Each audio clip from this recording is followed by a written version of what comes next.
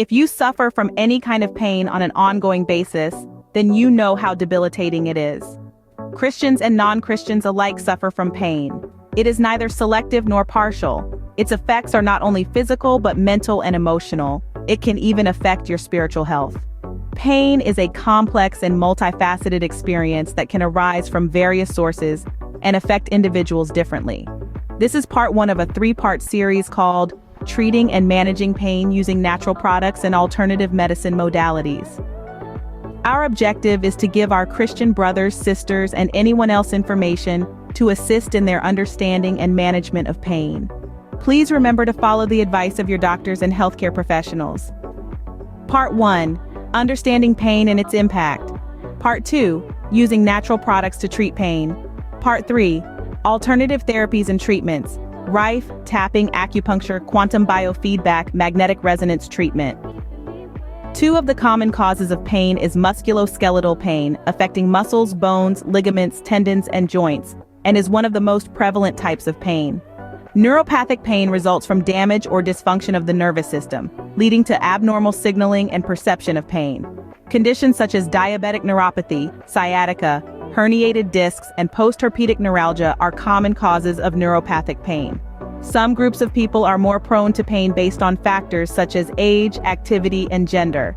These include older adults, women, athletes, individuals injured in accidents, individuals with chronic illnesses, and individuals with mental health conditions. Please remember to like, share, and subscribe to our channel.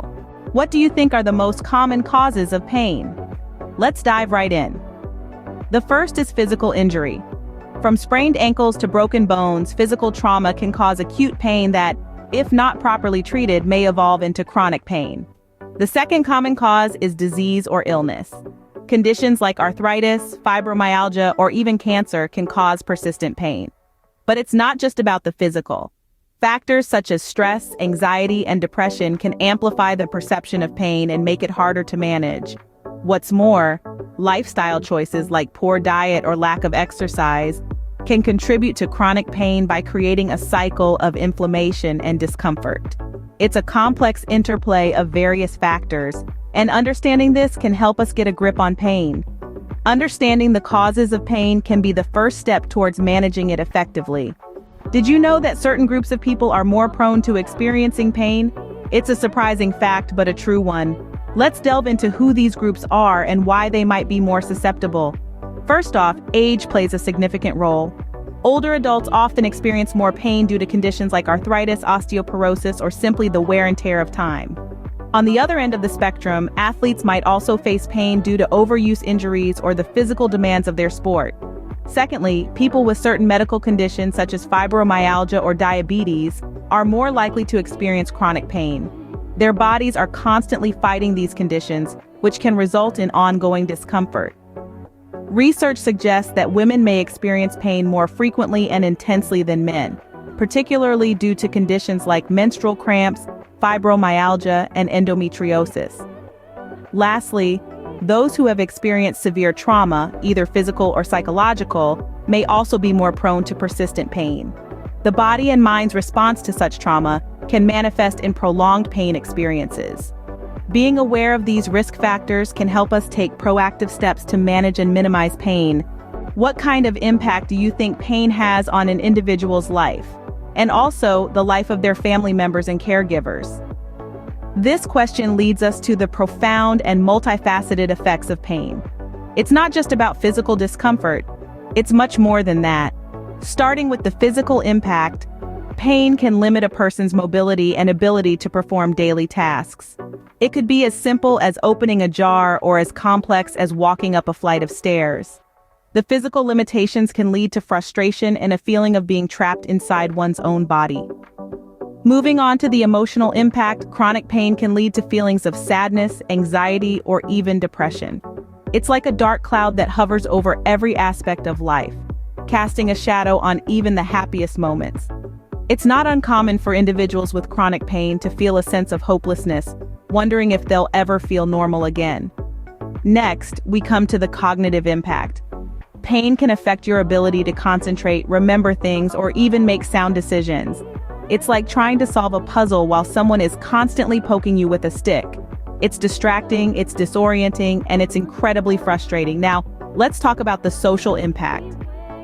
Pain can make socializing difficult. It can make it hard to enjoy time with friends and family. It can make work challenging, and it can even lead to isolation. It's a wall that separates you from the rest of the world.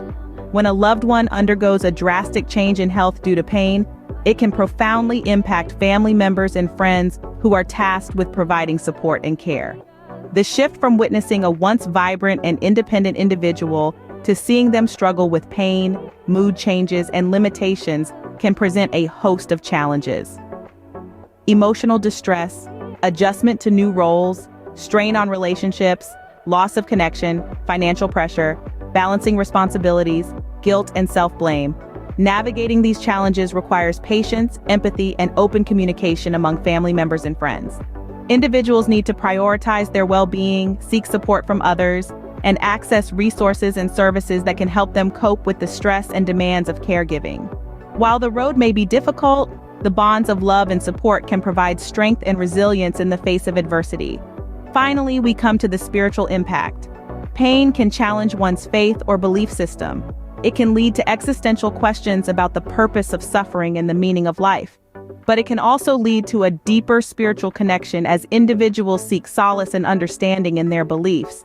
So, as we can see, pain's impact is not just physical. It's emotional, cognitive, social, and spiritual. It affects all aspects of an individual's life, changing the way they interact with the world around them. It's clear that pain has far-reaching effects that extend beyond just physical discomfort. So what have we learned about pain and its impact? We've journeyed through the complex world of pain, uncovering its many sources and the broad spectrum of individuals it affects. It's become evident that pain is not a selective experience. It's an unwelcome visitor in the lives of many, irrespective of their backgrounds or beliefs. We discovered that two of the most common causes of pain are inflammation and nerve damage. These culprits can wreak havoc in our bodies, causing persistent discomfort that can range from a dull ache to an unbearable sting. We also learned that certain groups are more prone to suffering from pain. These include the elderly, those with chronic illnesses, and people who have experienced physical trauma. Recognizing these vulnerable groups helps us understand the vast scope of pain's reach. But pain doesn't stop at physical discomfort. It extends its cold hand into our emotional, cognitive, social, and even spiritual realms. The emotional impact can manifest as anxiety or depression, while cognitive effects might present as difficulty concentrating or making decisions. Socially, pain can lead to isolation, and spiritually, it may cause us to question our beliefs or purpose. So, understanding pain and its impact is the first step to effective management. It's like a puzzle. The more pieces we have, the clearer the picture becomes. And the clearer the picture, the better we can strategize to combat it. But remember, this is just the beginning. This discussion forms the foundation for our upcoming exploration into natural products and alternative therapies for pain management. There's a whole world of potential relief out there, and we're going to explore it together. Thank you for joining us today. Your journey to understanding and managing pain doesn't have to end here. We've got plenty more to share in this 3-part series. So let's keep the conversation going. Don't forget to like, share, and subscribe to our channel for more insightful discussions on pain management. Stay tuned for part 2 of this series where we'll delve into using natural products to treat pain.